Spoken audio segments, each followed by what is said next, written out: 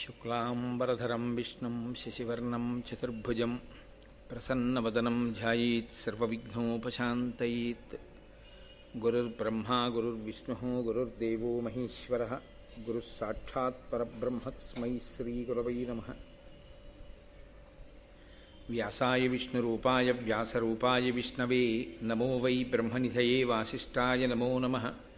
కూజంతం రామ రామీతి మధురం మధురాక్షరం ఆరుహ్య కవితాశాఖాం వందే వాల్మీకికోకిలం. శ్రుతిస్మృతిపురాణానాం ఆలయం కరుణాలయం నమామి భగవత్పాదశంకరం లోకశంకరం. వాగర్ధావివ సంపృక్తౌ వాగర్ధప్రతిపత్తయే జగతః పితరౌ వందే పార్వతీపరమేశ్వరౌ. సూక్తిం సమగ్రేతు న స్వయమైవ లక్ష్మీః శ్రీరంగరాజమహిషీమధురైః కటాక్షైః. వైదగ్ధ్యవర్ణగుణగుంభనగౌరవైర్యాం కండూలకర్ణకుహరాः కవయోధయంతి. హైమోర్ధ్వపుండ్రమజహన్మకుటం సునాసం మందస్మితం మకరకుండలచారుగండం. బింబాధరం బహుళదీర్ఘకృపాకటాక్షం శ్రీవేంకటేశముఖమాత్మని సన్నిధత్తాం. విమలపటీ కమలకుటీ పుస్తకరుద్రాక్షశస్తహస్తపుటీ కామాక్షీ పక్ష్మలాక్షీ కలితవిపంచీ విభాసి వైరించీ. మనోజవం మరుతతుల్యవేగం జితేంద్రియం బుద్ధిమతాం వరిష్టం. వాతాత్మజం వనరయూథముఖ్యం శ్రీరామదూతం శిరసా నమామి. ఆపదామపహర్తారం దాతారం సర్వసంపదాం లోకాభిరామం శ్రీరామం భూయో భూయో నమామ్యహం.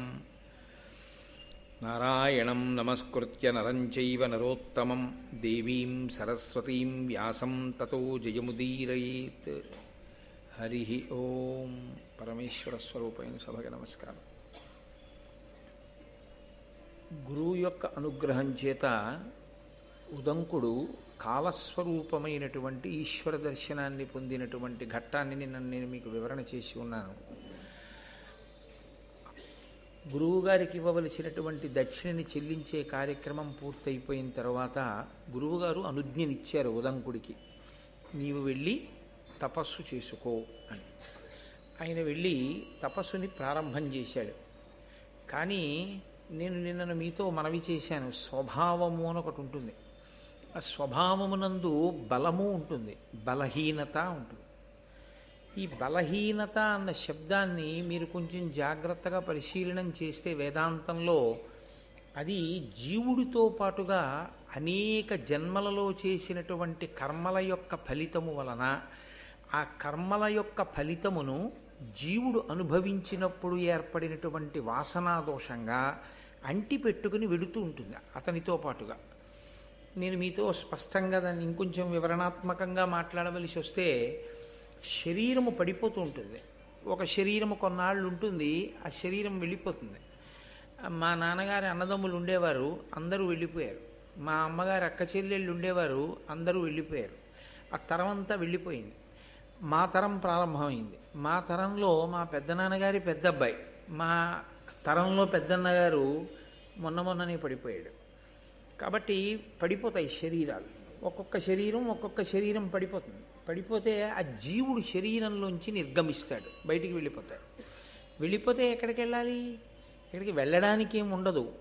రవీంద్రనాథ్ ఠాగూర్ గీతాంజలిలో వర్ణిస్తాడు, తల్లి ఒళ్ళో పడుకోబెట్టుకోబడినటువంటి పసిపిల్లవాడికి తల్లి స్తన్యం ఇచ్చేటప్పుడు కుడి స్తనాన్ని వాడి నోట్లో పెట్టి వాడి కడుపు నిండలేదని వాడి తలని ఇటు నుంచి ఇటు తొడ మీదకి మార్చుకుని ఎడమ స్థనాన్ని వాడి నోట్లో పెట్టేటప్పుడు మధ్యలో ఉండే వ్యవధి ఎలా ఉంటుందో, జీవుడు ఈ శరీరాన్ని విడిచిపెట్టి ఇంకో శరీరంలోకి వెళ్ళడం అలా ఉంటుంది.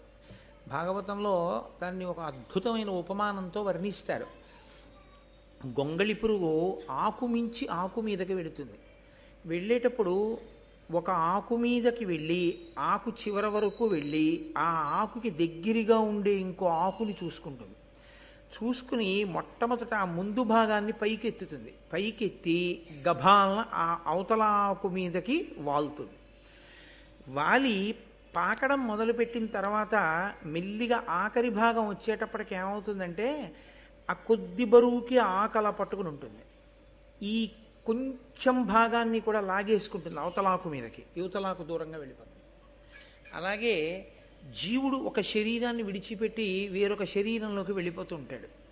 వెళ్ళిపోయేటప్పుడు వచ్చేటటువంటి పెద్ద సమస్య అంతా ఎక్కడొస్తుందంటే, ఈ శరీరంతో ఉన్నంత కాలము దీన్ని భోగస్థానంగా వాడుకుంటూ దేని మీద విపరీతమైన మమకారాన్ని పెంచుకున్నాడో, దేన్ని అనుభవించడంలో తాదాత్మ్యతని పెట్టుకున్నాడో ఆ వాసనని పట్టుకుని పెడతాడు. ఒక ప్రత్యేకమైన పదార్థము అంటే ఇష్టం అనుకోండి, దానికి ఏ ప్రమేయం లేకుండా, దానికి ఒక ఆధారం లేకుండా, మీరు చూడండి, ఒక శిశువు జన్మిస్తాడు, వాడికి కొంచెం పెద్దవాడు అవగానే నాకు ఇది వద్దంటాడు, నాకు ఇది వద్దు. వాడికి వెల్లుల్లిపై వాసన చూస్తే వాంతి వస్తుంది, వాడు వెల్లుల్లిపై తినడు ఎప్పుడు. అంటే అది ఈ జన్మ సంస్కారం కాదు, వాడు గత జన్మలలో ఎక్కడో ఆహార నియమాన్ని బాగా పాటించి రజోగుణ ప్రకోపం కల్పించగలిగినటువంటి పదార్థమును తనంత తానుగా పరిత్యజించడంలో చేసిన పరిశ్రమ యందు కృతకృత్యుడై అప్పుడు గెలిచినటువంటి వాసనా బలం జీవుడితో వచ్చింది. అందుకని వాడు వెల్లుల్లి తినడు. వాడు ఒక వస్తువుని ఎక్కువ ఇష్టపడతాడు. ఏదో తెల్లటి రంగు ఉందనుకోండి, చాలా ఇష్టపడతాడు, ఎప్పుడూ తెల్లటి బట్టలే కట్టుకుంటాడు, అసలు రంగు బట్ట కట్టుకోడు, ఎప్పుడూ తెల్ల బట్టలే. ఎందుకలా? లోకంలో అందరూ కట్టుకోవట్లే రంగు బట్టలు అంటే అతనికి ఈ రంగుల మీద వ్యామోహం పోయి ఏదో సత్వగుణంలో ప్రవేశించాలని ఎప్పుడూ తెల్లటి బట్టలు కట్టుకుని ఉండాలనేటటువంటి సాధన కొంతకాలం చేశాడు గతంలో. ఆ జీవుడు కొంత దూరం వెళ్ళాడు, ఆ సాధన పూర్తి అవ్వలేదు, విడిచిపెట్టాడు, మళ్ళీ ఈ జన్మలోకి వచ్చాడు. ఇప్పుడు అతనికి ఇతర రంగుల వస్త్రాల మీద వ్యామోహం ఉండదు. మిగిలిన వాళ్ళందరూ వెళ్ళి రంగురంగుల బట్టలు బోల్డన్ని చూసుకుంటూ ఉంటారు, అతనికి ఆ బాధ ఉండదు. అతను కేవలం ఎప్పుడూ తెల్లటి బట్టలే కట్టుకుంటాడు. ఎంత వ్యామోహాన్ని జయించాడో మీరు జాగ్రత్తగా ఆలోచించండి. అంత తేలిక విషయం ఏం కాదు. అతనికి దేంతోనూ ఇబ్బంది లేదు. అతనికి ఒక తెల్లటి ప్యాంటు, తెల్లటి షర్టు ఉంటే చాలు. అతను గెలిచాడు వాసనా బలాన్ని.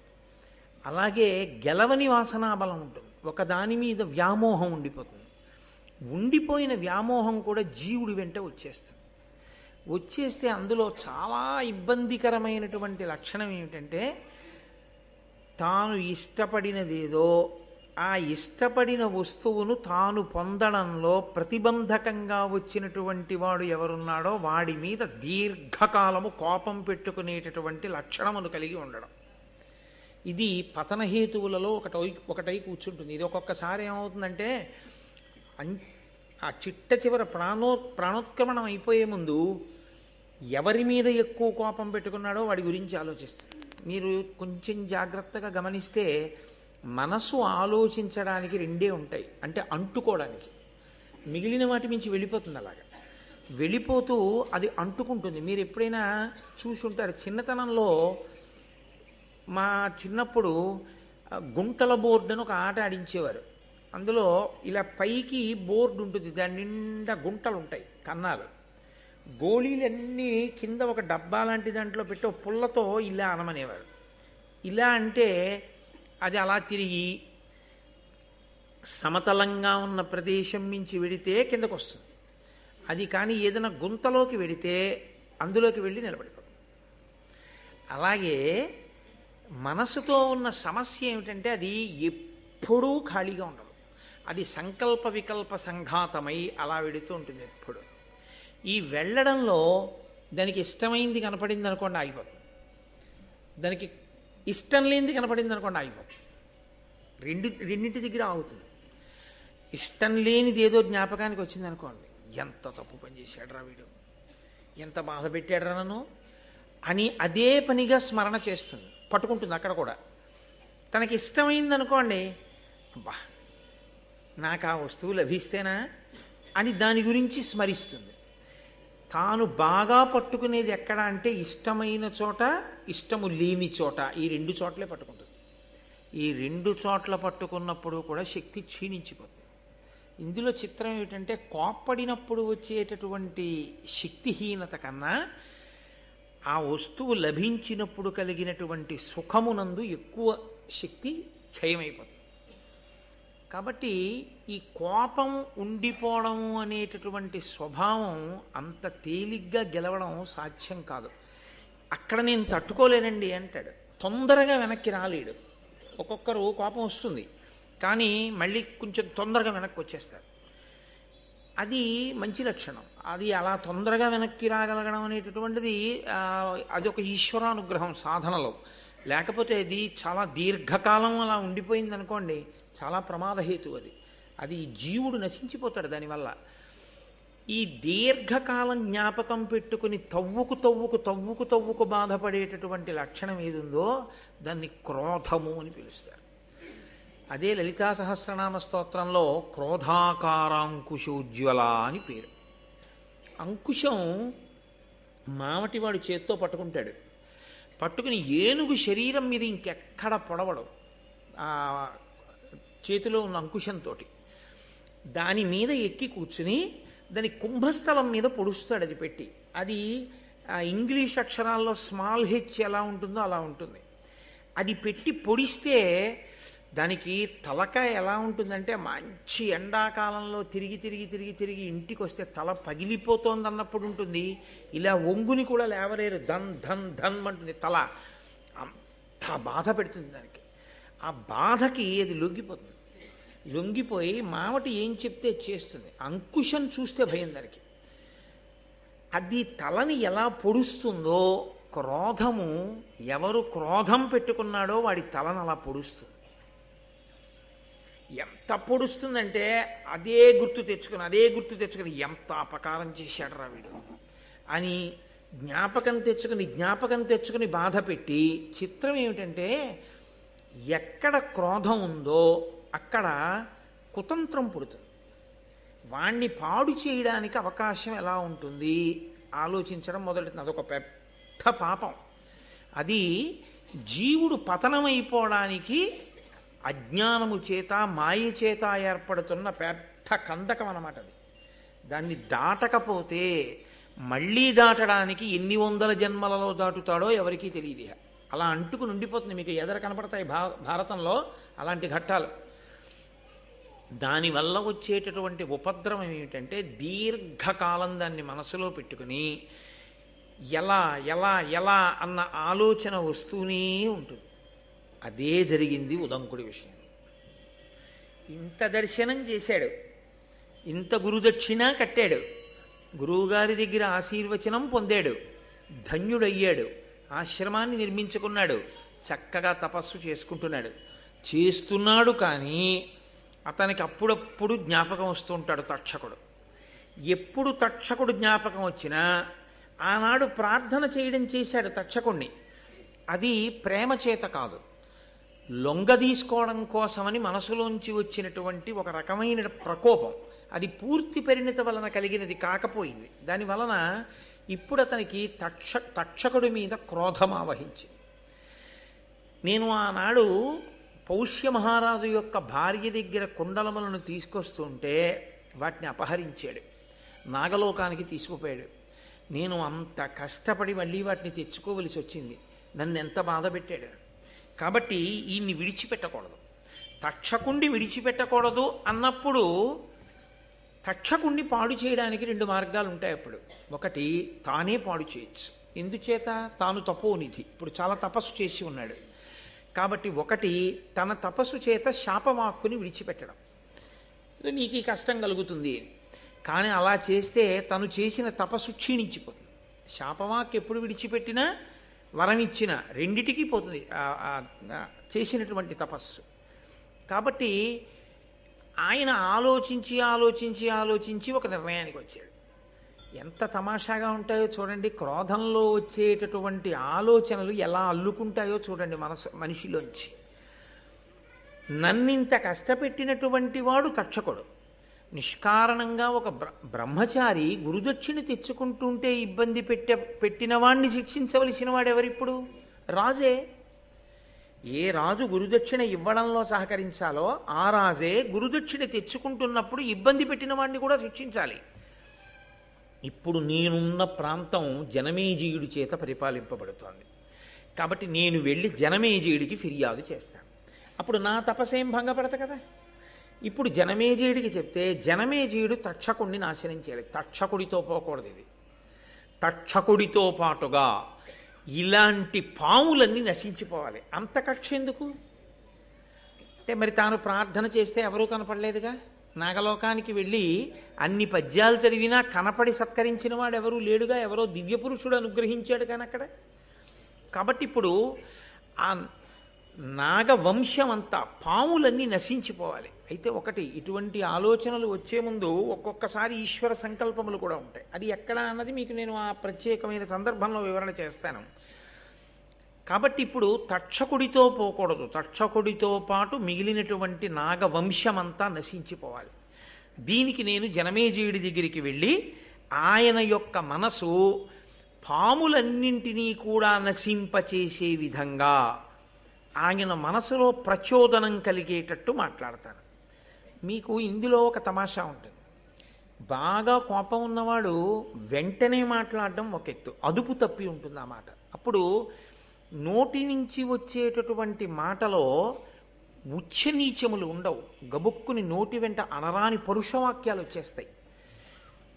మనసు ఇంకా చాలా అదుపులో ఉంచుకుని మాట మాత్రమే వ్యగ్రతతో ఉంది తప్ప మనసు అంత తొందరగా ఆ తమోగుణానికి రజోగుణానికి పూర్తిగా వశమైపోయేంత స్థితిలో ఉన్నవాడు కాదు ఆయన అని గుర్తు ఏమిటంటే దేనికి కోపం వచ్చిందో అదొకటే మాట్లాడతాడు అంతే తప్ప నింద చేయడం కానీ నోటి వెంట పరుషవాక్యాలు విడిచిపెట్టడం కానీ తిట్టడం కానీ అలాంటివి రావు. అంటే అదుపులో ఉంది అని గుర్తు.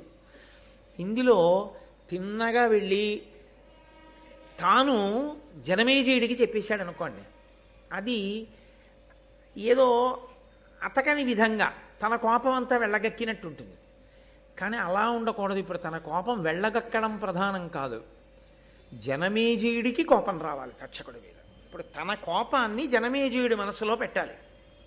పెట్టి నిజమే నేను తక్షకుడి వంశాన్ని నాగుల్ని నాశనం చేసేయాలనేటటువంటి బుద్ధి పుట్టాలి. ఇప్పుడేం చేస్తారో తెలుసా అండి, నేను వెళ్ళి ఇలా చెప్తే ఇలా అంటాడు. అప్పుడు నేను ఇలా అంటే నా బేలతనం బయటికి వస్తుంది. ఏమయ్యా నీ మనసులో ఉన్న రాగద్వేషాలన్నీ నాకు అంటించడానికి వచ్చావా అంటే, నన్ను వాడుకోవడానికి వచ్చావా అంటే మళ్ళీ అదో అవమానం. అందుకని ఒకవేళ అతని వైపు ఎవరైనా సభలో మాట్లాడితే, నేను మాట్లాడితే ఇంకా రాజు మళ్ళీ దాన్ని అలా కాదయా ఇలా జరిగిందేమో అనడానికి అవకాశం ఉండకూడదు. అలా రాజు మనసులో క్రోధం కలగాలి. కాబట్టి నేను ఎలా మాట్లాడితే ఆయన బుర్రకెక్కుతుంది. ఇది బాగా సావధానంగా ప్రణాళిక నిర్మాణం చేయడం. ఇది మరింత ప్రమాదకరమైన స్థితి. ఎందుకో తెలుసా అండి, అవతలవాడి పతనం కోసం యువతలవాడు తన క్రోధాన్ని అణిచిపెట్టి ఇంకొకరి మనసులోకి ఆ క్రోధాన్ని ప్రవేశపెట్టడం కోసం గొప్ప ప్రణాళికని నిర్మాణం చేయడం. ఇది పైకి చూడ్డానికి అబ్బా ఎంత గొప్ప వ్యూహరచన చేశాడండి అనిపిస్తుంది. యథార్థమునకు అవి జారుడు మెట్లు. అలాంటి జారుడు మెట్ల మీద నిలబడిన వాడు జీవుడు కిందకి వెళ్ళిపోతాడు, జీవుడు జారిపోతాడు. ఎందుకనంటే నిన్ను మోసం చేసిన వాడు ఏ పాపాన్ని పొంది ఉన్నాడో మోసం చేసిన వాడి పట్ల చేసేటటువంటి కుట్ర చేత నీవు కూడా అలాగే జారిపోతున్నావు. సమానంగా జారిపోతున్నప్పుడు ఈశ్వరుడు ఇప్పుడు అతన్ని మాత్రమే శిక్షించవలసిన అవసరం ఎక్కడుంది? నీకు శిక్ష వేయవలసి ఉంటుంది. ఎందుకంటే ఈశ్వరుడు శిక్ష వేస్తే చేసిన క్రియకే కాదు, ఇలా చేస్తే బాగుండన్న నీ మానసికమైన వికారానికి కూడా వేయవలసి ఉంటుంది. చిత్రగుప్తుడు అంటే మనసుతో చేసిన దాన్ని కూడా రాసుకుంటాడు కదా మరి ఈశ్వరుడు.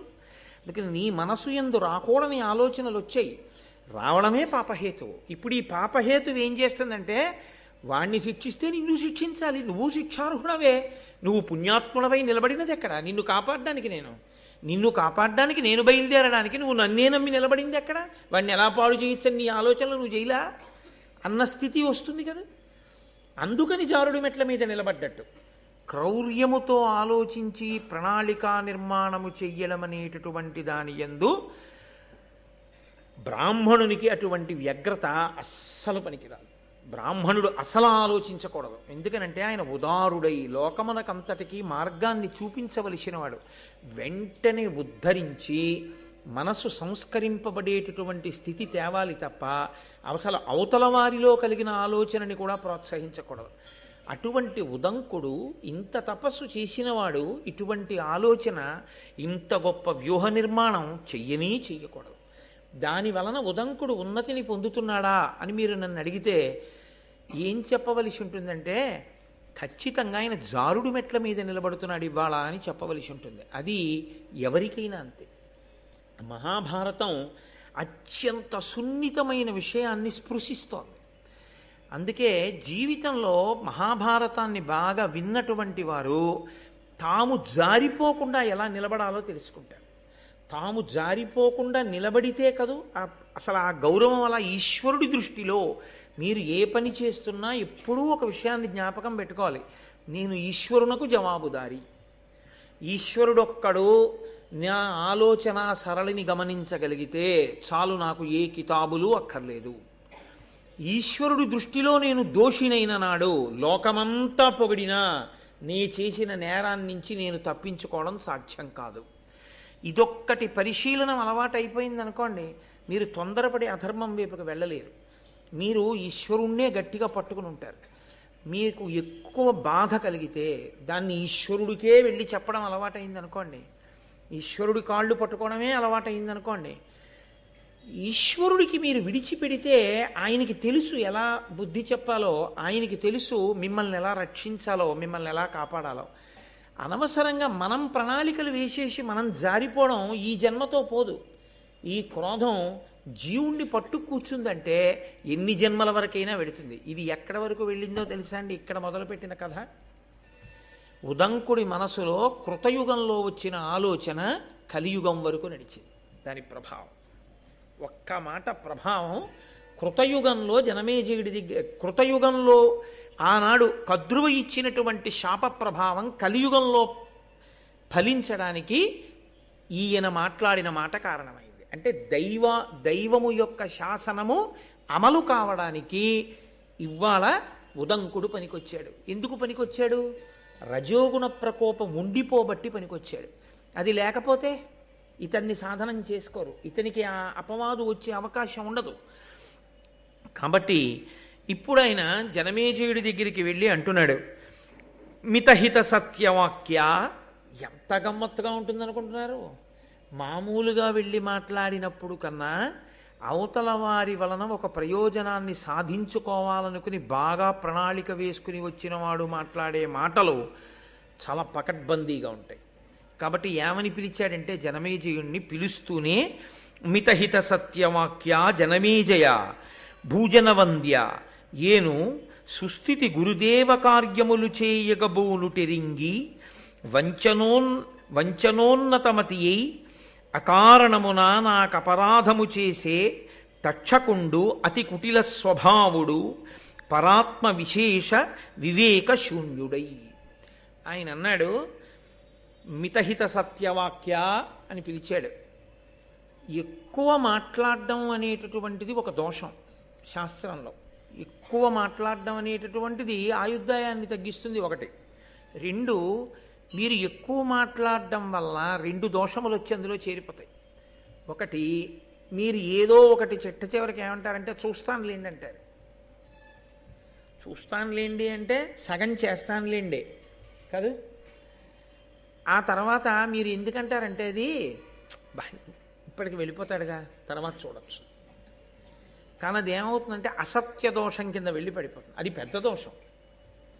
ఎక్కువ మాట్లాడడం వల్ల వచ్చేటటువంటి పెద్ద ప్రమాదం ఎక్కడ అంటే అసత్యము వెళ్ళి కూర్చుంటుంది సంభాషణ మనది. కాబట్టి ఎక్కువ మాట్లాడరు. రెండు, మీరు ఎక్కువ మాట్లాడితే స్పందనకి ప్రతిస్పందన ఉంటుంది కదా, మీ పక్కన ఉన్నవాడు అంతా మాట్లాడతాడు, అందులో మీ రాగద్వేషాలు వచ్చి చేరుతాయి. చేరి ఏంటి ఇలా మాట్లాడుతున్నాడు, అతని గురించి ఇలా అన్నాడు ఏంటి, అమ్మో ఇతన్ని మనం ఎక్కువ దగ్గరికి చేర్చకూడదు, ఇన్ని ఆలోచనలు బయలుదేరుతాయి అందులోంచి. కాబట్టి ఎవరు మితముగా మాట్లాడతారో వాడు తన మీద తాను నియంత్రణ ఉన్నవాడు. కాబట్టి నన్ను ఎక్కువ ప్రశ్నలు వేయకుస్మా ఇప్పుడు నేను అడిగిన దాని మీద అన్నది ఎందుకని, తను ఎక్కువ ప్రశ్నలు వేసాడు అనుకోండి తన కోరిక తీరదేమోనని. నువ్వు చాలా మితంగా మాట్లాడేవాడు బాయ్ అన్నాడు అనుకోండి, ఎక్కువ మాటలు మాట్లాడకుండా తన మాట ఒప్పేసుకుంటాడు. అయ్యా మీరు నేను మిమ్మల్ని ఒకటి అడగదలుచుకున్నాను, కానీ మీరు మాత్రం కాదు వద్దు అనకూడదు, ఈ ఒక్కసారి మా మాట వినాలి అని ముందు అన్నాడు అనుకోండి, ఇంకా మీరు ఊ అనడం ఎందుకు? మిమ్మల్ని ఊ అన్నది అనిపించడానికి వచ్చాడంతే కదా. అది అనుమతించారు, అనిపించుకోవడానికి వచ్చాడు, కానీ నిజంగా మీరు అనుమతిస్తున్నారో లేదో ఆయనకు అనవసరమైన విషయం అది. మీరు హృదయం పరిపూర్ణంగా మీరు అనుమతిస్తే చేస్తాను అన్నాడు అనుకోండి వేరు. మీరు కాదనకూడదు, మీరు ఊ అనాలి అంతే ఈ ఒక్కసారికి అన్నాడు అనుకోండి, ఇంకా మీరు అది వినకుండా ఊ అనడం మంచిది కదా. ఊ అనాలనుకుంటే నేను అలా అనను, అది నా స్వభావం కాదు అని మీరు అనగలిగితే ఆయనతో మీ అనుబంధాన్ని కొనసాగించడం ప్రశ్నార్థం కదా. ఎంత ఇబ్బంది ఉంది, ఒక్క మాటలో ఎంత ఇబ్బంది ఉంటుందో చూడండి. కాబట్టి మిత హిత సత్య వాక్య, ఎంత గొప్ప మాటలేశాడో చూడండి. అది లోపలి ఆలోచన. మితంగా మాట్లాడేవాడా, హితంగా మాట్లాడేవాడా అంటే నేను అన్నదానికి కాదనకుండా ఉండేవాడా. సత్యవాక్య, చూస్తానులేండి అన్న తర్వాత డేట్లు ఇవ్వకుండా పోకూడదు, ఇచ్చి తీరాలి. కాబట్టి సత్యవాక్య అన్నమాట నిలబెట్టుకోవాలి. కాబట్టి ఇప్పుడు ఏం చేస్తున్నట్లు, జనమేజయుడు తానన్న మాట వినేటట్టుగా ఆయన్ని మానసికంగా సిద్ధం చేస్తున్నాడు. జనమేజయ, మీ మంత్రి గారిని అన్నానో సైన్యాధ్యక్షుడిని అన్నానో అనుకుంటున్నావేమో, నిన్నే. కాబట్టి మితహిత సత్యవాక్య జనమేజయ, నేను చాలా మంచివాణ్ణయా. భూజనవంద్య, ఏను సుస్థితి గురుదేవ కార్యములు చేయగబూనుటెరింగి, నేను గురుదక్షిణ తేవడం కోసమని చెప్పి వెళ్ళి వస్తున్నాను, నేను పవిత్రమైన పని మీద ఉన్నానని తెలిసి కూడా ఇది చెయ్యకూడని పని, ఇది చెయ్యవలసిన పని అనేటటువంటి వివేకాన్ని పూర్తిగా మర్చిపోయి పెద్దల పట్ల ఎలా ప్రవర్తించాలో ప్రవర్తించవలసినటువంటి విధానాన్ని పూర్తిగా విస్మరించి కుటిల స్వభావుడై అవతల వారిని మోసం చెయ్యడమే తన ప్రధానమైనటువంటి ఆలోచన విధానంగా పెట్టుకున్నవాడై ఆ తక్షకుడున్నాడే, ఆయన నన్ను చాలా ఇబ్బంది పెట్టాడు. కుండలములు పట్టుకుపోయాడు కాబట్టి ఇప్పుడు నువ్వు జోక్యం చేసుకోమని అడగట్లేదు, కుండలములు తెచ్చేశాను. కానీ నేను ఎంత బాధపడ్డానో తెలుసా, చాలా బాధపడ్డాను ఆ తక్షకుని యొక్క ప్రవర్తన చేత. కాబట్టి భూజనవంద్య, భూమిజనుల చేత నమస్కరింపబడేవాడా, అటువంటి తప్పు చేసినవాడు ఇప్పుడు దాని వల్ల వచ్చిన నష్టమేమిటి అని నువ్వు వదిలిపెట్టడానికి వీల్లేదు. నేను బాధపడ్డానా లేదా, కాబట్టి ఆ బాధపడిన దానికి నువ్వు పరిహారం చూపించాలంటే తక్షకుణ్ణి నువ్వు శిక్ష వేయాలి అని. ఇప్పుడు రాజు మనసు ఎటువైపు గడుతుంది మీరు ఆలోచించండి. ఆయన నిష్పక్షపాతంగా ఒక ఆలోచన చేస్తాడు. ఇందులో ఒక చిన్న ఇబ్బంది ఒకటి వస్తుంది. పోన్లేండి పంతులు గారు, దానికి ఏముంది, నిజమే కుండలాలు ఎత్తుకుపోయాడులేండి, మీరేం సామాన్యులా, మీకు వెంటనే దివ్య పురుషుడు కనిపించి మీకు ఆ కుండలాలు ఇచ్చేసి ఆ గుర్రం చెవిలో మీరు ఊదేసరికి అగ్నిహోత్రం అంతా వ్యాపించలా, అటువంటి మహానుభావులు మీరు ఇవాళ మా సభకి రావడమే చాలా సంతోషం, రెండు పూలదండలు అని ఆయనకి వేసేసి కాళ్ళు కడిగేసి అవి నెత్తి మీద జల్లేసుకుని ఓ పంచల్సా పెట్టి పంపించేశాడు అనుకోండి, ఈయన కోరిక తీరుతుందా? తీరదు. పోన్లేండి, ఏదో జరిగింది, ఏదో జరిగిపోయింది, మీరు బ్రాహ్మణులు అంత కోపం పెట్టుకోకూడదు, మీ మనస్సు వెన్నపూసలా ఉండాలి, పౌష్య మహారాజు చెప్పాడుగా, అలా చెప్పాడు అనుకోండి తిరిగి, అప్పుడు రాజు మనసులో క్రౌర్యం లేదు కదండి. అందుకని క్రౌర్యం లేదు కాబట్టి పోన్లేండి అని కొంత ఆలోచిస్తే ఆలోచించవచ్చు, లేదా తాననుకున్నంత శిక్ష వెయ్యకపోవచ్చు. నిజమే, అలా చెయ్యకుండా ఉండవలసింది. కాబట్టి తక్షకుడు ఎక్కడున్నా సరే పట్టి తీసుకొచ్చి తక్షకుడికి కొంత శిక్ష వేస్తానన్నాడు అనుకోండి, సరిపోతుంది ఆయనకి? చాలదు. ఆయన మనసు వ్యగ్రత ఎలా ఉందంటే తక్షకుడు నశించాలి, తక్షకుడితో సరిపోకూడదు, తక్షకుడితో పాటు నాగులన్నీ నశించాలి. కాబట్టి ఇప్పుడు తనకెంత కోపం ఉందో అంత కోపం జనమేజయుడికి రావాలి. కాబట్టి ఇప్పుడు ముందు తనెందుకు వచ్చాడో తన వైపు నుంచి చెప్పాడు, ఇప్పుడు ఇంకొక మాట చెప్పాడు. ఎంత గొప్ప ఆలోచన చేశాడో చూడండి. ఇప్పుడు అన్నాడు, అనవరతార్థదానయజనాభిరతున్ భరతాన్వయాభివర్ధను సకల ప్రజాహిత విధాను ధనంజయ సన్నిభున్ భవజ్జనకు పరీక్షితున్ భుజగజాల్ముడసహ్య విశోగ్ర ధూమకేతన హతి చేసిన తిదాంతు కృతాంత నికేతనాతిథిన్. ఆ తక్షకుడు నాకు మాత్రమే అపకారం చేసినవాడు కాదు, అనవరతార్థదాన యజనాభిరతున్. మహానుభావుడు అడిగిన వాళ్ళందరికీ లేదనకుండా దానాలు చేసినవాడయా నీ తండ్రి. భరతాన్వయాభివర్ధను, భరతవంశాన్నంతటినీ కూడా పెంచినవాడు, గొప్పగా వంశాన్ని పెంచినవాడు సాక్షాత్తు నీకు తండ్రి. సకల ప్రజాహిత విధాను, సకల ప్రజల యొక్క హితమును కోరి పరిపాలన చేసినటువంటి వాడు. ధనంజయ సంధిభున్, అర్జునుడితో సమానమైన వాడు. భవజ్జనకు, ఇక్కడ తీసుకొచ్చి పెట్టాడు మాట. ఇంత పొగిడి ఎవరనుకుంటున్నావో, భవజ్జనకు నీ తండ్రి పరీక్షితున్, పరీక్షిన్ మహారాజుని ఆ తక్షకుడు ఏం చేశాడో తెలుసా? భయంకరమైనటువంటి తన యొక్క విషము అనబడేటటువంటి అగ్ని జ్వాలల చేత దహించి యమధర్మరాజు సదనానికి అతిథిగా పంపించాడు. లేకపోతే మీ తండ్రి ఇంకా ఎంతకాలం రాజ్యం చేయవలసిందే.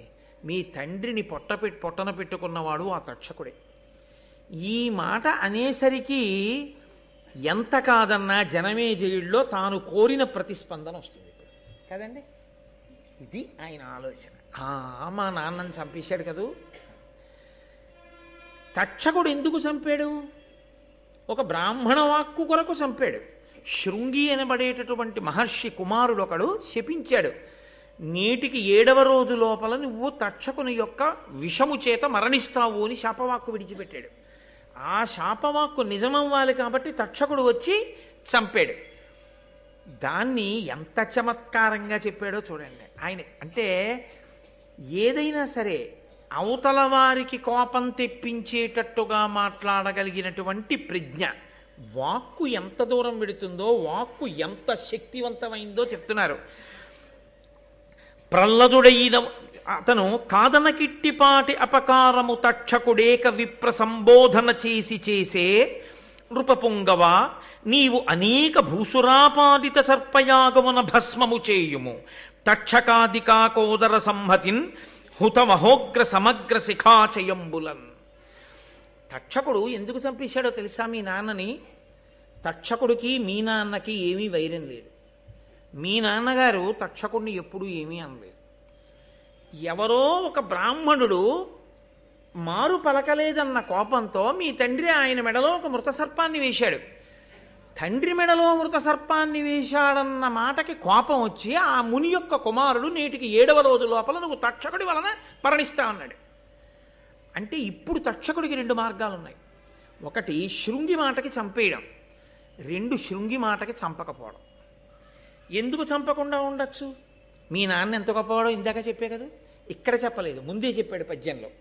అర్జునుడితో సమానుడు, లోకమునంతటినీ కూడా అంత గొప్పగా పరిపాలించినవాడు, నిరంతరము పరమభక్తితో యజ్ఞయాగాది క్రతువులు చేసినవాడు, దానధర్మములు చేసినవాడు.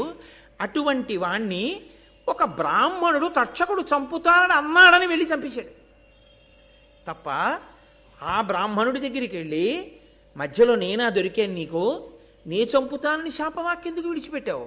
నేనెందుకు చంపాలి పరీక్షిత్తుని? పరీక్షిత్తు లాంటి ప్రభువు శరీరం విడిచిపెడితే ఈ లోకాన్ని రక్షించడానికి మళ్ళీ అటువంటి ధర్మాత్ముడు ఎక్కడి నుంచి వస్తాడు? ఎందుకంత తీవ్రమైన వాక్కు విడిచిపెట్టావు? నేను నీ మాట వినను, నేను కరవను. అలా కరవకుండా ఉన్నందుకు నాకు కూడా శాపవాక్కు ఇస్తావా? ఇస్తే ధర్మం కోసం నేను కూడా శరీరం వదిలిపెడతాను తప్ప నేను ప్రభువుని చంపను అనగలిగాడా తక్షకుడు? ఇప్పుడు క్రోధం ఎవరిలోకి ఎడుతోంది? ఒక ఇంజెక్షన్ పట్టుకుని అవతల వారిలోకి ఎక్కించినట్లు తనలో ఉన్న క్రోధం ఏ స్థాయిలో ఉందో అంత స్థాయిలో ఆయనలోకి పంపిస్తున్నాడు. ఇప్పుడు పరిష్కారం కూడా చెప్పేశాడు. ఇంకా మళ్ళీ ప్రత్యేకంగా దీనికి నేనేం చెయ్యాలని ఆలోచన రావక్కర్లేదు జనమేజయుడికి. ఎంత గొప్పగా చెప్పాడో చూడండి. నృపపుంగవ, నీవు అనేక భూసురాపాదిత సర్పయాగమన భస్మము చేయుము తక్షకాదికా కోదర సంహతిన్ హుతవహోగ్ర సమగ్ర శిఖాచయంబులన్. ఒక బ్రాహ్మణుడన్న మాటకి తక్షకుడు చంపేశాడు మీ నాన్నని. నువ్వు చాలామంది ఋత్విక్కుల్ని తీసుకురా, కూర్చోబెట్టు. వాళ్ళందరూ కలిసి ఒక్కొక్క పాము పేరు చెప్పి స్వాహ అంటారు. ఆ పాము పడిపోవలసిందే. ఒక బ్రాహ్మణుడి మాటకి తక్షకుడు వెళ్ళి మీ నాన్నని చంపేయచ్చు, ఆ బ్రాహ్మణుడి మాటకి పావులు వచ్చి అగ్నిలో పడక్కర్లా? మీ నాన్న విషయంలో ఓ నీతి, బ్రాహ్మణులు వచ్చి చెప్పిన తర్వాత ఈ పావుల విషయంలో ఒక నీత, వాళ్ళని వచ్చి పడిపోమను. చిట్ట చివర తక్షకాయ స్వాహ అనమను, తక్షకుడు కూడా వచ్చి అగ్నిలో పడిపోతాడు. అప్పుడు నువ్వు పీటల మీద కూర్చుని, ఏమయ్యా బ్రాహ్మణ వాక్కుకి మా నాన్నని చంపావుగా, బ్రాహ్మణ వాక్కుకి నువ్వు చావు అను. నీ పగ తీరుతుంది రాజా. తండ్రిని చంపినవాడు హాయిగా అక్కడ తిరుగుతూ ఇంకా లోకాన్ని నాలాంటి బ్రహ్మచారుల్ని ఇబ్బంది పెడుతుంటే నువ్వు ఇక్కడ చూస్తూ కూర్చున్నావా? కాబట్టి సర్పయాగం చెయ్యి, ఋత్విక్కుల్ని పిలిపించి స్వాహాకారంతో పావులన్నిటిని పడగొట్ట అగ్నిహోత్రంలోకి. ఎంత కోపం వస్తుందండి. ఇక్కడ ఒకే ఒక చిన్న మినహాయింపు ఉంది ఇప్పుడు జనమేజయుడు మాట్లాడడానికి. ఎందుకని? నృపాలక అన్నాడు కదా భూమిని పరిపాలించేవాడు రాజు. ఆయన ఒక మాట అనొచ్చు, నిజమేనయ్యా చంపవలసిందే తక్షకుణ్ణి. తక్షకాయ స్వాహ అని యాగమన్నా చేయిస్తాను, తక్షకుణ్ణి చంపడానికి నేనన్నా పెడతాను. తక్షకుడు మా నాన్నని చంపితే పావులన్నింటినీ నేను ఎందుకయ్యా చంపడం? అవేం చేశాయి? అవేం చంపలేదుగా మా నాన్నని, అవేమి మా నాన్నకి ద్రోహం చేయలేదుగా, నీకు వాళ్ళెవరు ద్రోహం చేయలేదుగా, మరి వాళ్ళందరినీ ఎందుకు చంపడం? తక్షకుడు జోలికి పెడతానులే అన్నాడు అనుకోండి. తాను నాగలోకానికి వెళ్ళి ప్రార్థన చేసినప్పుడు వాళ్ళెవ్వరూ తనకి పలకలేదన్న కోపం ఎలా పోతుంది? మీరు లోకంలో ఒక గమ్మత్తు ఉంటుంది చూడండి. ఆయనకి చెప్పానండి, ఆయన వినలేదు. వాళ్ళ అన్నయ్యకి చెప్పాను, వాళ్ళ అన్నయ్య వినలేదు. వాళ్ళ తమ్ముడికి చెప్పాను, వాళ్ళ తమ్ముడికి వినలేదు. వాళ్ళందరూ నశించిపోవాలండి అంటాడు. ఎందుకని? తనకి అసలు ఎవడ చెయ్యాలో వాడు చేయడం కాదు, తను ఎవరెవరికి చెప్పాడో వాళ్ళు ఎవరూ వినలేదు తన మాట. అందరి మీద కోపమే. కాబట్టి ఇప్పుడు ఇంత కోపం అవతల వాళ్ళలోకి వెళ్ళాలి, వాళ్ళందరినీ కూడా చంపేయడానికి. నిజమే, ఎందుకు చేయకూడదు యాగం? పాములన్నింటినీ చంపేయాలి అన్న ఆలోచన రావాలంటే అసలు ఆ మాట అడగకూడదు జనమేజయుడు. అడగకుండా తను జవాబు చెప్పాలి. మితహిత సత్యవాక్య. ఇంకా మళ్ళీ అనుమానాలు రాకూడదు జనమేజయుడికి, ఇంతకన్నా ప్రశ్నలు వేయకూడదు అనిపించాలి. అందుకని తర్వాత పద్యంలో అన్నాడు, ప్రహ్లదుడైన ఒక్క కులపాంసను చేసిన దానం తత్కులం బెల్లను దూషితంబకుట ఏమి అపూర్వము కావునన్ మహీవల్లభ తక్షకాధము నెపంబున సర్పము నెల్ల అగ్నిలో త్రెళ్ళగ సర్పయాగమతి ధీయుత చేయుము విప్రసమ్మతిన్. ఏమి రాజా నువ్వు పూర్వం నీతి వినలేదా? ఒక కులంలో ఒక్క దుర్మార్గుడు జన్మిస్తే ఆ దుర్మార్గుడి కారణంగా కులమంతా నశించిపోతోంది, ఆ జాతి నశించిపోతోంది. అలా ఇంతటి దుర్మార్గుడు పరీక్షిత్తు వంటి ధర్మాత్ముండే చంపినటువంటి తక్షకుడు పుట్టిన కులం నశించిపోవద్దు. కాబట్టి ఆ పావులన్నీ పోవలసిందే. ఇవాళ తక్షకుడు, రేపు నోట్లో విషం ఉన్న మిగిలిన పావులు, రేపు ఇంకోళ్ళ తోలికెడతాయి. నేను పావు అన్నది ఉండడానికి వీల్లేదు, పావులన్నీ పడిపోవలసిందే అగ్నిహోత్రంలో. కాబట్టి విప్రుల్ని కూర్చోపెట్టు, ప్రభువు ఇలా చెయ్యొచ్చని చెప్పు, నచ్చ చెప్పు, బ్రాహ్మణులు ఒప్పుకుంటారు. యాగం మొదలుపెట్టు, వాళ్ళు స్వాహాకారం చేస్తారు, పడిపోతాయి అంతే అగ్నిహోత్రం. పడిపోతే పావులన్నీ చచ్చిపోతాయి. అందుకని అలా పిలిపించు, యాగం మొదలుపెట్టు అంటే జనమేజయుడు ఒక్క మాట మాట్లాడినట్టు లేదు. ఉత్తర క్షణం ఆయన చాలా, నువ్వు చెప్పింది ఎంత మాత్రము ఇందులో అనుమానం లేదయా, నిజమే, నేను సర్పయాగం చెయ్యవలసిందే అని ఋత్విక్కుల్ని పిలిచి, రండి మీ అందరూ కూర్చుని సర్పయాగం ప్రారంభం చేయండి. ఈ సర్పయాగం చేత లోకంలో ఉండేటటువంటి నాగులన్నీ కూడా ఈ అగ్నిహోత్రంలో పడిపోయి ఇవన్నీ మరణించవలసిందే అని సంకల్పం చేసేసాడంతే.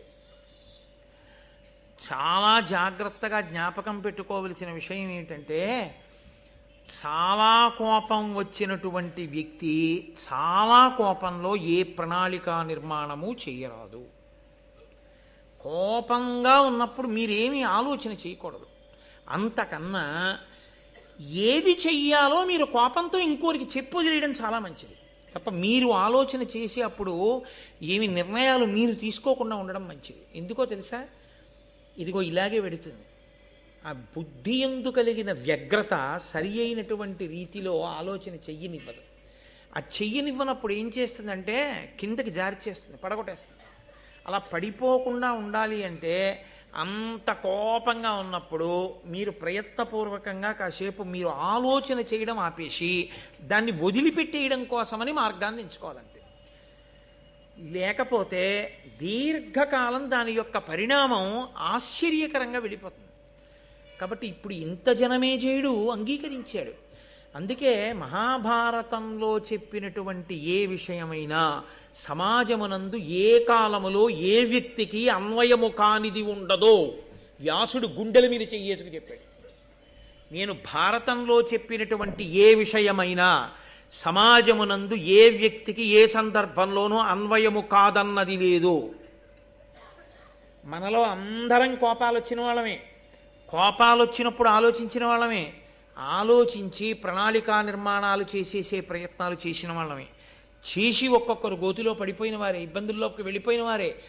గబుక్కుని చూడండి, క్రోధం వచ్చి చేసినటువంటి ఒక్క తప్పుకి యావజ్జీవితం కారాగారంలోకి వెళ్ళిపోతాడు. ఆ క్రోధం వచ్చినప్పుడు అతను నిర్ణయం చేసుకోకుండా ఉంటే అతను అలా ఉండడు. ఆ క్రోధం దిగజారిపోతున్న తర్వాత పరిస్థితి వేరుగా ఉంటుంది. అది ఒంటిని ఆవహించి ఉండగా నిర్ణయం మాత్రం చేయకూడదు. ఎప్పుడు నిర్ణయం చేయడం, ఆలోచన చేయడం, ప్రణాళికా నిర్మాణం చేయడం, క్రోధంలో చేసిన దాని యందు యుక్తాయుక్త విచక్షణ ఉండదు. అత్యంత ప్రధానమైన విషయాన్ని వ్యాస భగవానుడు, నన్నయ్య భట్టారకుడు కూడా ఇవాళ స్పృశిస్తున్నారు. ఇది ఎన్నడో జరిగిన కథ, ఎప్పుడో చెప్పిన మాట అని మీరు అనుకోకండి.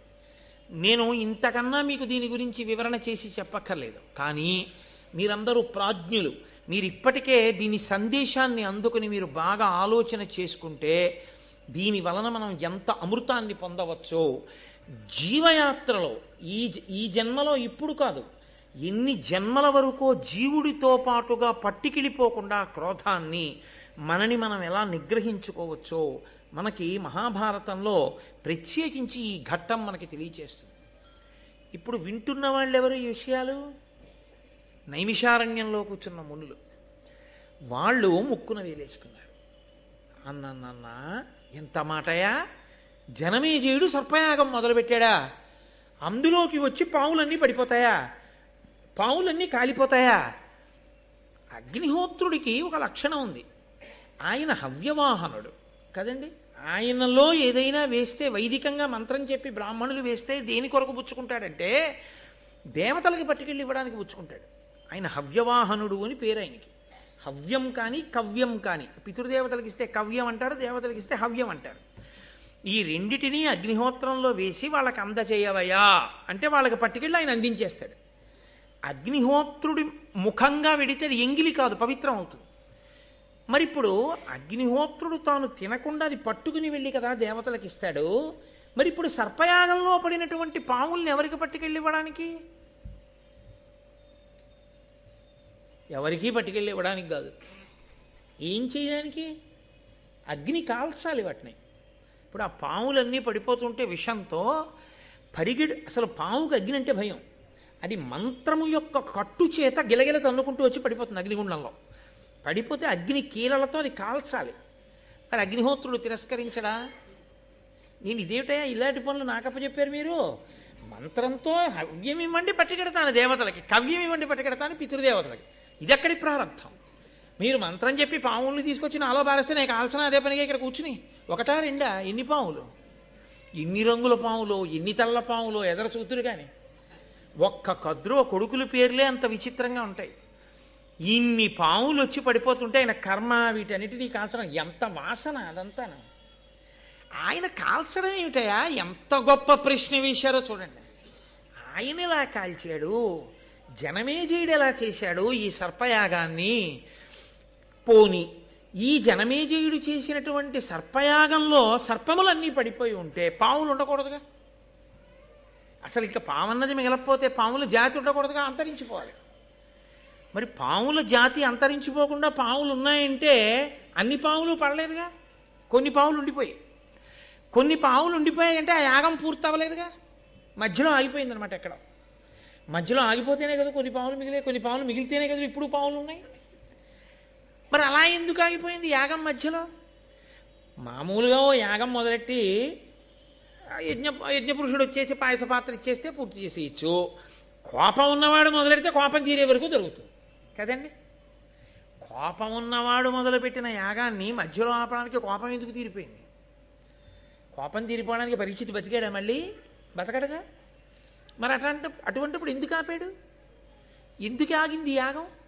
అయ్యి బాబోయ్, మాకు చాలా ఆతృతగా ఉంది సుమా ఈ విషయాలన్నీ వినేయాలని.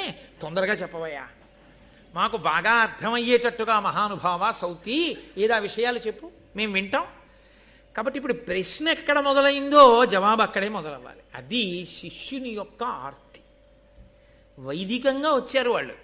కాబట్టి ఇప్పుడు సూతపుత్రుడైనటువంటి సౌతి కూడా, ఉగ్రశ్రవసుడు కూడా అంత అందంగానూ ఆ విషయాల్ని వివరణ చెయ్యాలి. కాబట్టి ఆయన భృగు వంశం దగ్గర మొదలుపెట్టాడు. మీరు ఈ విషయాల్ని ఎక్కడా కూడా ఈ ఒకదాంతో ఒకదానికి ఉండేటటువంటి సంబంధాన్ని మాత్రం మర్చిపోకూడదు. ఎందుకో తెలుసా అండి, మళ్ళీ నేను ఒక 5-6 రోజులు పోయాక సర్పయాగానికి వస్తాను. ఇక్కడ విడిచిపెట్టిన సర్పయాగాన్ని ఒక 5-6 రోజుల ఉపన్యాసాలు అయిపోయిన తర్వాత, అందులో రాబో కాలంలో బహుశः రేపటికి వస్తుందేమో అత్యద్భుతమైన ఘట్టం, మహాశివరాత్రి నాటికి వస్తోంది. ఈశ్వరుని యొక్క అనుగ్రహం, గరుత్మంతుని యొక్క పుట్టుక, అమృతాన్ని తీసుకురావడం, ఆ ఘట్టం, కద్రు వినతల యొక్క ఘట్టం రేపు ప్రారంభం అవుతుంది. అసలు మహాభారతానికి అంతటికీ పునాది అది. కాబట్టి ఆ ఘట్టాలన్నీ పూర్తయిపోయిన తర్వాత మళ్ళీ నేను సర్పయాగం దగ్గరికి వస్తాను. అప్పుడు మీరు ఇది ఎప్పుడు చెప్పావు నన్ను అడగకూడదు, ఇక బాగా జ్ఞాపకం పెట్టుకుని ఉండండి ధారణలు. కాబట్టి ఇలా ఎలా జరిగింది మాకు చెప్పమని మునులు అడిగారు. అడిగితే భృగువంశం దగ్గర ప్రారంభం చేశాడు ఆయన. ఆ భృగువు ఆయన భార్య పులోమ, వాళ్ళిద్దరూ ఆశ్రమంలో చాలా అన్యోన్యంగా చక్కగా ఆనందంగా జీవితం గడుపుతున్నారు. గృహస్థాశ్రమంలో జీవితం ఎలా ఉండాలో అలా భృగువు జీవితాన్ని గడుపుతున్నాడు. గృహస్థాశ్రమము అనేటటువంటి మాటకి అర్థం తెలియకుండా గృహస్థాశ్రమంలో ఉండడం కన్నా దోషం ఇంకోటి లేదు. బ్రహ్మచర్యాశ్రమమునందు అంటే బ్రహ్మచారిగా ఉంటే నేనే బ్రహ్మచర్యంలో ఉంటాను. నేను గృహస్థాశ్రమంలోకి వస్తే అర్థం ఏమిటో తెలుసా అండి, మా ఆవిడ ఇంట్లో ఉంటానని గుర్తు. మనమేమంటామంటే నా ఇంట్లో మా ఆవిడ ఉందంటాం, తప్పు. గృహస్థాశ్రమము అన్న మాటకు అర్థం ఏమిటంటే నా భార్య ఇంట్లో నేను ఉంటున్నాను అని. అది ఎలా సంభవం అని మీరు అడుగుతారేమో. గృహము కదండి, గృహము అంటే ఇల్లు. అప్పటి వరకు తనకి ఇల్లు అనేం లేదు. అప్పటి వరకు గురువుగారి ఆశ్రమంలో కూర్చున్నాడు. ఉదయం సాయంకాలము 2 వేళల యందు అగ్నిహోత్రంలోకి తీసుకెళ్లి సమిధలు వేస్తాడు. సంధ్యావందనం చేసుకుంటాడు, గురువుగారు చెప్తే వెడతాడు, భిక్షాన్నం తీసుకొస్తాడు, లేకపోతే ఆ సమిధలు పట్టుకొస్తాడు, దర్భలు పట్టుకొస్తాడు, గురువుగారు చెప్పిన పాఠం వింటాడు, వేదాన్ని వల్లి వేసుకుంటాడు. గృహస్థాశ్రమ ప్రవేశమునందు ఏమవుతుందంటే చాలా నియమాలు వదిలిపెట్టేస్తాడు. ఇది నిన్న మీకు మనవి చేశాను కదా, కంటికి కాటుక పెట్టుకోవడం మొదలు పెడతాడు, అదేంటి పూలదండలు వేసుకోవడం మొదలు పెడతాడు, తాంబూలం వేసుకోవడం మొదలు పెడతాడు. ఇవన్నీ మొదలు పెడితే గృహస్థాశ్రమం. గృహము అంటే ఇల్లు, గృహస్థు అంటే ఇంటి యందు ఉన్నవాడు. ఎవరి ఇంటి యందు? గృహిణి ఆవిడిది పేరు. ఈయన గృహస్థు అంటే గృహమునందు ఉన్నవాడు. గృహిణి గృహము తనదిగా కలది. ఇల్లు ఎవరిది? ఆవిడిది. నేను ఆఫీస్కి వెళ్ళి ఉద్యోగం చేసి జీతం ఇవ్వగానే నేను ఇలా తీసుకోగానే వేదాంతమునందు అది ఎవరితో తెలుసా అండి? మా ఆవిడిది. మా ఆవిడిదంటే నా విషయమే అనుకోకండి, మీ అందరి విషయంలో. వేదం మనందరికీ ప్రమాణమే. అలాగే వ్యాపారం చేసి డబ్బట్టుకొచ్చాడు, ఆయనది కాదు, ఆవిడిది. ఆవిడికి తెలియదండి, ఆవిడికి తెలియకుండా నేను బ్యాంకులో వేసి వచ్చానండి. ఆవిడికి తెలియకపోవచ్చు, వేదాంతంలో ఆవిడిది ఆ డబ్బు. ఆయనెవరు? ఆవిడిదైన ఐశ్వర్యం దగ్గరికి వెళ్ళి ఈయన కూర్చున్నాడు ఆ ఇంట్లో. ఆవిడ కూర్చొని ఇచ్చింది. రామయ్య కూర్చో, ఒప్పుకుంటున్నానంది. అందుకే ఆడపిల్ల ఎప్పటికీ తండ్రిదే. చతుర్థీ విభక్తి వేసి కన్యాదానం చేయరు. ఆడపిల్ల గురించి మాట్లాడే అధికారం తండ్రికి ఎప్పుడు ఉంటుంది. అందుకే ఉభయ వంశాల్ని తరింపచేస్తుంది. ఆడపిల్ల ఇంట్లో ఆయన ఉన్నాడు, అల్లుడు గారు ఉన్నాడు తప్ప అల్లుడు గారింట్లో అమ్మాయి ఉంది అని వేదాంతంలో చెప్తే తప్పది. నా కూతురు విషయమైనా అంతే, మీ కూతురు విషయమైనా అంతే. మీ అమ్మాయి ఇంట్లో అల్లుడు ఉన్నాడు, మా అల్లుడింట్లో మా అమ్మాయి లేదు. ఐశ్వర్యం అంతా నా కూతురిది. నా కూతురి ఐశ్వర్యాన్ని నా అల్లుడు అనుభవిస్తున్నాడు అంతే. నా విషయమైనా అంతే. నా భార్య ఐశ్వర్యాన్ని నేను అనుభవిస్తున్నాను. నా భార్యకి ఐశ్వర్యం లేకపోతే నేను ఇక్కడ కూర్చుని మాట్లాడే అదృష్టం నాకు పట్టదు. దాని ఐశ్వర్యం ఉంటేనే, దానికి కూడా ఐశ్వర్యం ఉంటేనే నాకు ఈ సభాపూజ్యత, లేకపోతే ఇది ఉండదు. అందుకే ఇల్లు ఇల్లాలు అంటారు. ఇల్లు తనది, ఆమెది. అందుకని ఇల్లాలన్న మాట ఆవిడిదే. గృహస్థాశ్రమము అన్న మాటలో అర్థం ఏమిటంటే ఆవిడదైన ఇంట్లోకి ఈయన పెడతాడు తప్ప ఈయన ఇంట్లోకి ఆవిడొస్తోంది అనకూడదు వేదాంతంలో. నేను మీకు ఏమైనా అనుమానం ఉంటే నేను చెప్పిన విషయంలో మీరు వేదభాష్యం చదువుకోండి, లేకపోతే వేదం తెలుసున్న పెద్దల్ని వెళ్ళి అడగండి, కోటేశ్వర ఇలా చెప్పారు నిజమేనండి అని. అది గృహస్థాశ్రమం అంటే. కాబట్టి ఇప్పుడు గృహస్థాశ్రమంలో అలా వెళ్ళిన తరువాత ఇద్దరికీ కూడా పవిత్రమైనది ఒకటి ఉంటుంది. అదే ఆడదాని జన్మ హక్కు. ఆడది తరించేది దేనికి తరిస్తుందంటే ఈ ఒక్క కారణం చేతనే బాగా తరిస్తుంది. ప్రధాన హోమము అని ఒకటి చేస్తారు వివాహంలో. రాత్రి ఏదో 1:37 వివాహం అనుకోండి, పాణిగ్రహణమో లేకపోతే ఒకళ్ళనొకళ్ళు చూసుకోవడమో ఏదో ముహూర్తం. కొన్ని చోట్ల పాణిగ్రహణం, కొన్ని చోట్ల మాంగళ్య ధారణం, కొన్ని చోట్ల ఒకరినొకరు చూసుకోవడం. జీలకర్ర బెల్లం పెట్టడం కాదు, చూసుకున్న తర్వాత జీలకర్ర బెల్లం పెడతారు. ముహూర్తానికి జీలకర్ర బెల్లం పెట్టడం కాదు, తెరదించి చూడడం ప్రధానం. ఒకరి కన్నులొకరు చూసుకుని ఈ ముహూర్తమునకు నిన్ను నేను చూశాను, నన్ను నువ్వు చూస్తున్నావు, మన ఐశ్వర్యము నిలబడుగాక అని అడుగుతాడు అతను. కాబట్టి అయం ముహూర్త సుముహూర్తోస్తు అంటే అవును ఇది సుముహూర్తమే అని మనం వెళ్ళి అక్షతలు వేస్తాం. కాబట్టి ఇప్పుడు ఆయన ఏం చేస్తాడంటే వివాహం అవగానే, అంటే సుముహూర్తం పూర్తవగానే, అది రాత్రి 1 అవ్వచ్చు 2 అవ్వచ్చు, వెంటనే తన పత్నిని తీసుకుని వేదిక మించి కిందకి దిగి తండ్రి గారి అగ్నిహోత్రం ఉంటుంది, ఆయన చేసి ఉండాలంతే శాస్త్రంలో. మా నాన్నగారికి లేదంటే అంటే తప్పంతే. అది తండ్రికి అగ్నిహోత్రం ఉంటుంది.